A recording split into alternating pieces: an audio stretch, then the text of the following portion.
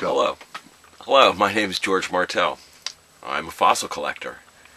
And I've been collecting fossils since I was in 3rd grade the second time. My teachers thought I liked 3rd grade so much I should do it twice. And it was during my second time in 3rd grade that I actually found my first fossil, and this is it. I've never let it go. I've always kept it. And I'm just thrilled to have it. This is actually a little scallop shell right here in a field of lava. Found this sitting by a telephone pole on my way to school. And all my friends were busting on me because they thought I picked up a rock for show and tell. They didn't know that it was a fossil. Neither did my teacher. She actually thought George had a rock, so I had to go up and talk about it first. So I went up in front of the class. Here I am in 3rd grade, just a little kid carrying a rock about then this big, because I broke it down. And I started telling them about pillow lava and the little scallop shell that didn't make it out of the heat flow of the volcano that used to be in Runnymede, New Jersey, under the oceans. And when I got all done, I looked over at my teacher, and her jaw was dropped.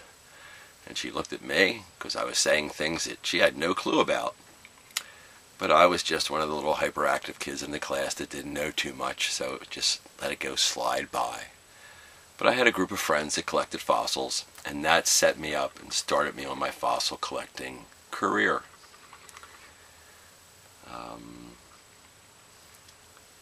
And have run with it ever since. It's always been a fascination of mine. It was one of those things that kept me out of trouble. And I always thought, this is a wonderful thing to do. And I've made it part of my work experience also. Okay, what we got on this table right here is mostly oceanic. It's all oceanic fossils. Going back from the times of Permian times and before, and cruising into times that were into the age of the fishes too. What we have here are a lot of ammonites. These are ammonites, blemonites, blemonites more, big old snails fossil, parts of ammonites, and then these are mosasaur fossils over here. And this one's a group of elasmosaurus teeth, which they're all kind of related to the mosasaurus family of plesiosaurs. And some of them are really, really nice too, because a lot the ammonites, these come from Morocco, and they shine these up when they polish them. They Dremel tool them out, then polish them up, and they get a really nice effect from that.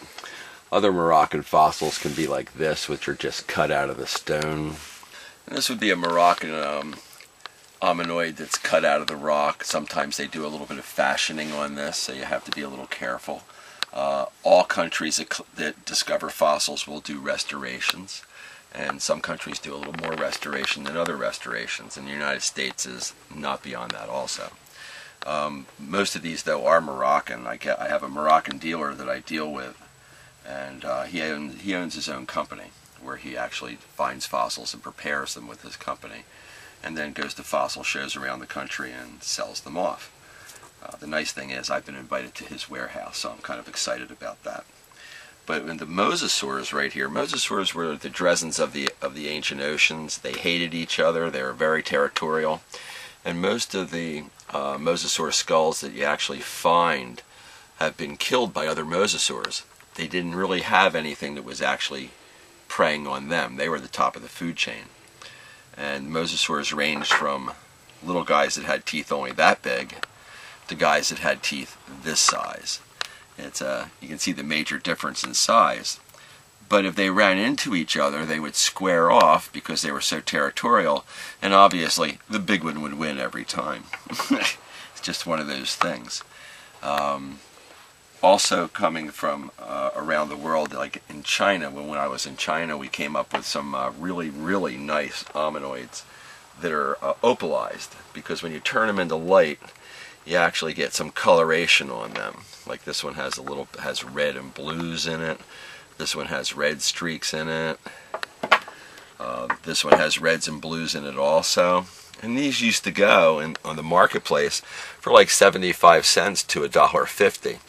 Once the Lapidary Society made these into a gemstone, their prices went up exponentially. They're priced out really right now. They're going for a lot of money.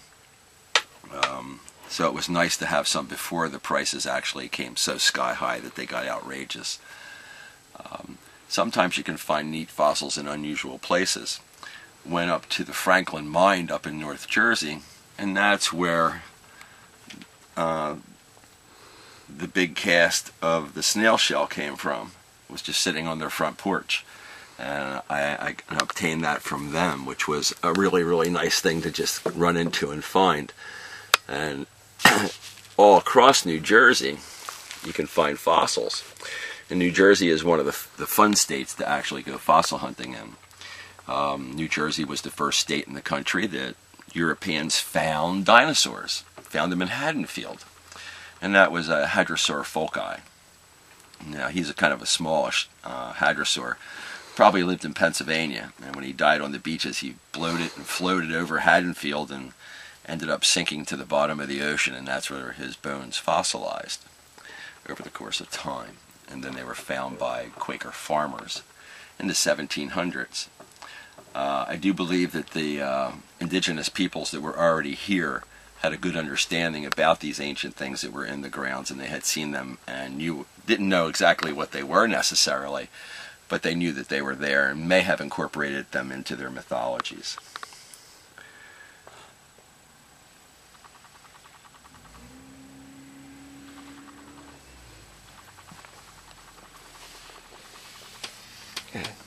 Now, still talking about New Jersey fossils, this is a full footprint right here from a growlitore, and it's a Triassic arid dinosaur that lived in North Jersey. They were around all over the world because when they lived in North Jersey, Pangea was still intact. So you can get growlitore footprints from Europe, from North America, and I think even Africa, but I'm not positive about Africa. But New Jersey, up in the Patterson quarry, that's where these came from. And I actually managed to obtain 3 of these growlitore footprints from one dealer at a fossil show. At the end of the day, he was leaving, and I managed to get a really good deal on these. And that was a real thrill, because growlitore footprints are fairly pricey and fairly rare too. And since they come from New Jersey, I was very interested in managing to obtain at least one of these, and ended up with 3, which was kind of very, very neat. I like to show these to the kids that I show fossils to, and they go ooh and ah because they're big. Now, some of the fossils that I have down here are Chinese in origin. These 2 are Moroccan, but these 4 right here are Chinese. Now, this is my most intact dinosaur. This is Pistacosaurus. He's actually available on the internet marketplace for about $3,000 intact. But I got these in New York City at a bone shop, and they were all sitting in a little pile. It happened to be a half-price sale, so I managed to get them for about $18 a piece. But it's the shoulder blade, couple of ribs, forearms, and then 2 hip bones of the grandfather of all the ceratopians. His great-great-great-great-grandfather would have been Triceratops. He didn't have a frill on top of his head, but he had a beak and the very beginnings of a little frill. And he comes from China. And that's really, really where the nicest fossils are coming from right now. I had the opportunity to actually go to China last March, and I looked all over the place for fossils. Wasn't finding any. And then on our last day in China, we decided we didn't have anything to do. It was a free day, and we heard rumors of a place called the Dirt Market. So we thought, well, let's check this out. And we actually ran into a couple of Americans that asked us if we had been to the Dirt Market yet, and we said no, and they said, oh, you gotta go. So we went to the Dirt Market. It ended up being a really, really wonderful antique flea market. And they had dealers that were selling all kinds of things. Some of them very, very real, some of them very, very unreal, some being passed off as old that were new, but if you know flea markets, you would have loved this place. Well, we're walking down the aisles, and I come across a guy that had a really, really nice turtle shell. And I picked it up, and it was appropriately heavy, and when I turned it over and it had its bottom shell to it too, I thought to myself, oh, this is really nice and unusual, and let me see how much I can actually negotiate this for. And we ended up negotiating and down to about $120 American. But we used Chinese money all the time in China. It has a little bit of restoration to it, but that's okay. Most of the shell is actually intact, and it's a very, very nice little turtle shell. Turtle shells in North America tend to be very dear and rather expensive. And when I was in China, I actually saw a few of these in the flea market, but this was the best one. So I was happy that I got the best one. We continued to look around and check out the flea market, and we made a move around the corner, and I ran into another guy selling skulls. These are mammal skulls. In China, you can't take out dinosaurs. Apparently, it's not such. The restrictions on mammal bones aren't all that in place quite yet, and you can get, and that they can come out. So I asked the guy, okay, how would I get this out? And he says, put it in your bags and take it out. And I said, and if I want to buy more from you, what can we do? He said, I'll ship them to you. And I thought, okie dokie. So I got his email address, and I now have his card, and hopefully we can do business in the future. But this is a nice little mammal skull. Its teeth are really nice. Its eye place is really good. On this side, it's even its zygomatic bone right here for its eye is broken, but it's in. You can see where it was, and it's just a nice little fossil. Over here, not so good on this side, but it leaves room for more cleaning, even to see what's under there. But I don't know if I'm going to do that or not. I'm not really all that expert at cleaning quite yet. But it was a nice little find, and my granddaughter bought a skull too. From the same guy, and it was a little cat skull about that big, which was pretty nice. Hers cost her $100 American. This was about 130 American. I think if I buy from him, I could bring the price down even more, which would be a nice thing to do, and actually go into a resale business with him. Now, when I was talking to him, he says to me, "Saber-toothed cat?" And I went, "Oh, yeah, what you got?" And he actually went back to his house and brought a saber-tooth skull about that big, with really nice teeth and a nice bottom jaw.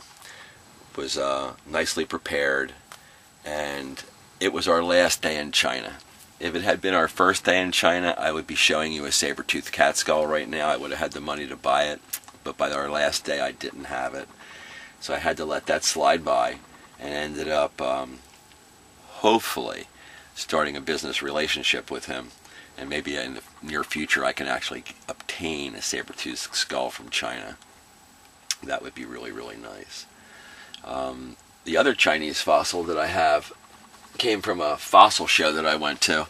It's prepared, meaning this is actually volcanic ash that this little Chiconsaurus is on, and they put a coat of black paint over it, essentially so you could see the fossil better. And when you turn this over, it is Chinese volcanic ash from the Liaoning province area, and this is a really, really nice Chiconsaurus. He's laying on his back, his head's right here, and you can see his bottom skull, and then his neck goes down to his shoulder blades and his arms and his fingers, all the way down his backbone through his rib cage to his hips, and all the way down to his tail. This guy's intact all the way down to his fingers. He must have died during a volcanic explosion. The volcanic ash and the gases killed the little guy, and he just sank down to the bottom of a very still lagoon into the muck and fossilized very nicely. You do see Chiconsaurus in the marketplace. He's not a dinosaur. He's actually a monitor lizard. of monitor lizards today. And he was a water-going lizard that lived right alongside the dinosaurs and died with them too whenever the volcanoes in China would erupt and belch out so much ash and gas that it killed everything, leaving behind one of the greatest fossil grounds ever discovered. And they find things all the way from Chiconsaurus to little fishes to birds to feathered dinosaurs there. It's very, very exciting. I would love to go into Liaojing province in China, but the trouble with that is I would want to bring stuff home, and the Chinese wouldn't like that very much. Within this year, I plan on retiring from my job and actually forming up a little fossil company that I can go to schools and do fossil shows at schools and maybe even parties for kids in 1st, 2nd, 3rd, 4th grade. I find them to be extremely receptive to the idea of fossils and learning about dinosaurs and stuff like that, and it just holds their interest. I actually was invited to my granddaughter's 1st grade class, and I have 2 granddaughters and visited both of their 1st grade classes. And there's all these little kids that are 5 and 6 years old, all thrilled, or actually 6 and 7 years old, all thrilled to actually be able to hold things that are dinosaur related. And I'll pass around even dinosaur bones to them and let them hold them, holding my breath the entire time, that they don't drop them on a hardwood floor. When I actually do show kids on a regular basis, I always have mats underneath of me. That always isn't available in a school system. So you kind of like take a little bit of a chance with your stuff then. But it's exciting to be back into schools and seeing little kids interested in this, just like when I was a little kid, totally interested in this too. The difference is that some teachers today actually do some very rudimentary teaching about the age of dinosaurs and fossils. And they look to people like me to come into the school to further enhance that experience for the kids so they can have hands-on experience and actually touch some of this stuff and instill that amazement that little kids have that just might set them on a career toward paleontology and understanding life before us and how life gets preserved in the earth and the excitement that goes along with that. I can't tell you how thrilling it is to open up a rock or open up a hole in the ground and find something that lived millions and millions of years ago that no one has seen until you opened it up and found it. It's a total thrill. Some kids would accuse me of being a fossil geek, and I'll admit to that. I find it absolutely thrilling to find fossils. It's a thrilling thing to do. And there's lots of good places to find them all over the country. North America is a really, really good place to find fossils. However, my wife and I do like to travel, and we tend to travel the world. We've been to Egypt, and Egypt is known for their fossils. Couldn't find one fossil in Egypt. Found some pharaoh-type artifacts, but never any fossils. But when we went to China, we came home with fossils. When I've gone to the islands in the Caribbean, we have come home with fossils. Some of the fossils, when we were in Haiti, some of the fossils that I found there were right on the beach, and they were all coral fossils, and even leaf fossils sitting on the beach that the local people had no clue about. They were wondering why I was picking up rocks and carrying them, and I explained what I was doing with them, and I think dollar signs rang up real quick that there might be a little growing fossil market in Haiti soon, because that's available. But everywhere that we go, we're always looking for things to bring home with us. Our next big trip is to Turkey, and we're going with friends of ours because we like to travel with people, and we like to venture and get off track and go do things that other tourists don't do and other tourists don't see. We like to get in and mingle with the local people, and with that you can find some very interesting either artifacts or you find interesting fossils to bring home. And being genuinely human with them and pleasant and not being demanding and that kind of stuff, but being pleasant and inquisitive opens a lot of doors. And that's what my wife and I do and our friends when we travel. We open a lot of doors and meet a lot of good people. Well, thank you for coming into my world and seeing some of my collection. It's been a pleasure to talk to you and maybe instill a little bit of interest in the world of paleontology and fossil collecting, and even collecting things that aren't truly fossils but museum quality, museum skulls that come out of museum stores that represent one particular line of Dinosauria from the Jurassic period, and this guy up here is Stegosaurus, and this guy is Allosaurus, and then a Diplodocus. Very, very nifty little skulls that you can find in museums that just enhance the area. And it's always fun. It's been a thrill for my entire life, and fossils are just a very neat thing to keep little kids and older kids busy.